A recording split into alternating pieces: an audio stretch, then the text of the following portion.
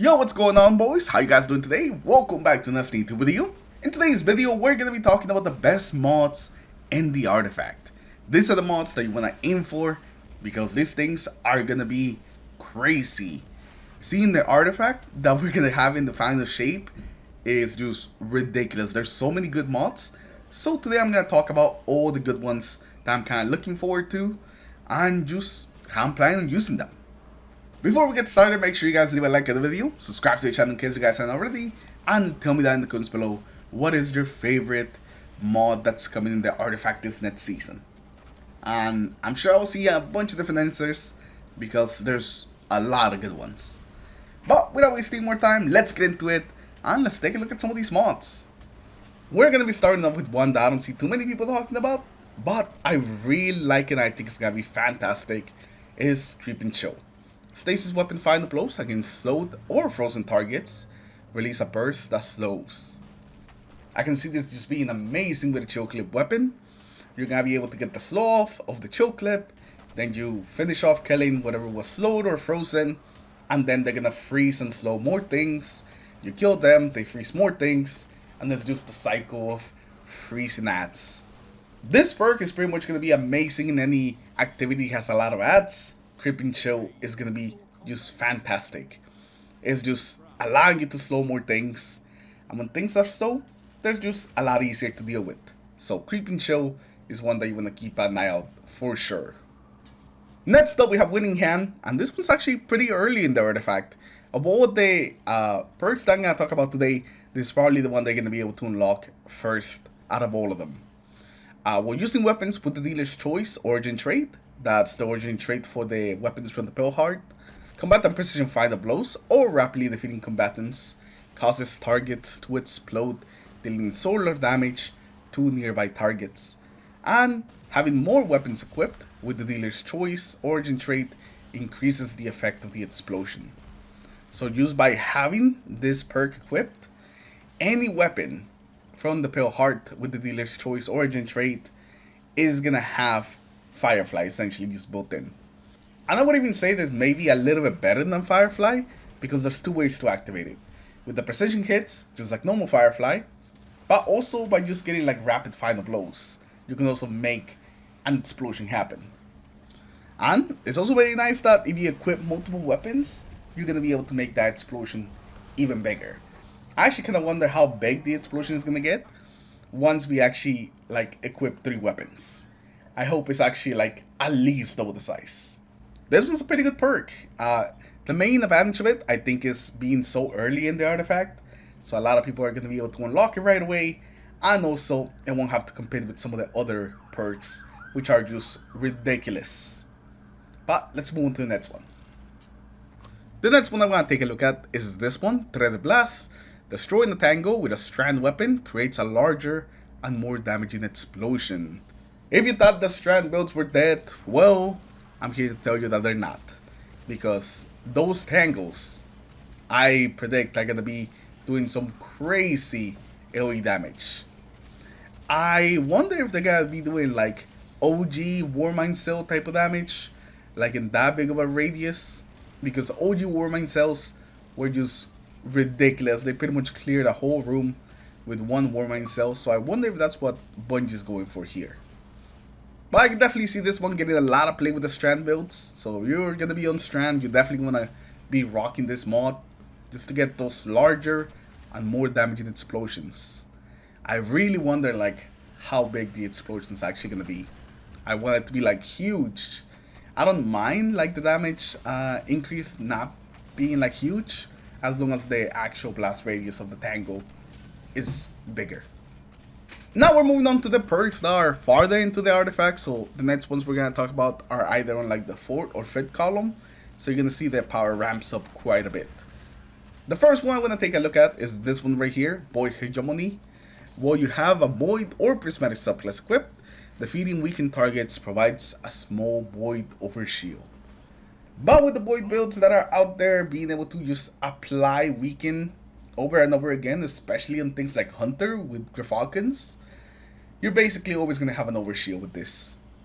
And because you always have an overshield, you're always going to have that extra damage reduction on top of it, so you're gonna be really hard to kill. This perk right here is gonna be, I think, the foundation to so many builds this season. It's gonna provide you some crazy survivability. This one right here is definitely one that you wanna have on your radar. I think it's gonna be amazing. This artifact does feel like it's leaning a little bit more towards void weapons. And I think we're heading into like the season of the void, which is interesting considering Bungie just gave us a grenade launcher that's amazing with the Edge Transit and also happens to be void. So yeah, I can already see what people are gonna be doing with their builds and just kind of what they're gonna be playing. Also, that new machine gun, Deterministic Chaos, got its reworked, and now it applies weaken like every 4 shots. So I can see that being fantastic also with this artifact mod. But let's move on to the next one. Next up, we have Radiant Orbs. Whether you have a solar or a prismatic subclass equipped, picking up Overset Power makes you radiant. Looks like the days of being constantly radiant will continue into the final shape because this mod is just ridiculous. There's orbs all over the place, so pretty much you're always going to be radiant, which is good for all the radiant builds. Any build that uses radiant is going to have a really easy time kind of transitioning from the season that we're on now to the final shape. So Radiant Orbs is pretty much going to be a must-have if you're running any type of solar build. Radiant Orbs is going to be fantastic. The last perk that we're taking a look at on this column 4, is Galvanic Armor, where you have Arc or a Prismatic subclass equipped. Incoming damage from combatants is reduced while amplified. This is going to be a fantastic mod that's going to affect pretty much any Arc build, and it's going to make it better, since you just have a lot more survivability built in, just by being amplified. That's super easy on Arc, so you're pretty much all the time are going to have Galvanic Armor on and taking less damage. Now moving on to the final column of the artifact. In here, pretty much all of the mods are pretty decent, but I'm going to try to just talk about the ones that really stuck out to me and the ones that I'm going to be using, like the title of the video says. The first one is Prismatic Transfer. When you cast your super, each member of your fire team with a super type different than yours gains bonus weapon damage. This is just going to be amazing for any sort of team activities. You basically just give your allies a free weapon boost for simply using your super. So Prismatic Transfer is going to be really good. I'm just kind of wondering what the damage boost is going to be like. Is it going to be like 10%, 20, 30? I'm leaning towards it not being super high, probably 10 to 15%. Just because how easy it is to just give the weapon damage to allies. So they're probably not going to make it super high. But it's going to be something that's going to be up a lot of the time. So I'll take it. Next up, we have Argent Blade. Last season we had Argent Ordnance for the rockets. This season we have Argent Blade, which is the same thing, but for the swords. When you have an armor charge, dealing damage with a sword consumes an armor charge and empowers your sword for a short time, granting it bonus damage and energy charge. Swords are just going to be meta. Swords are going to be meta next season, and void swords even more. So Argent Blade is going to be something that you definitely want to go for. And now all of a sudden, the event buff is starting to make a little more sense. It still kind of came out of nowhere, but it's starting to make a little bit more sense.